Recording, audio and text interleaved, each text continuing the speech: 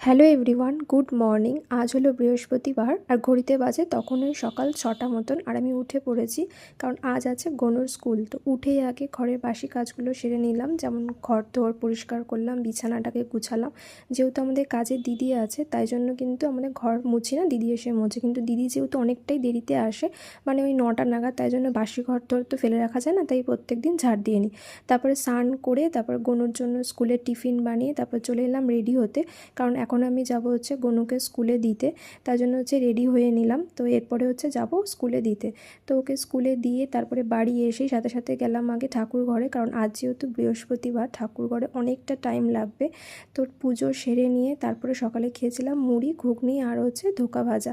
ঘুগনিটা কালকের ছিল।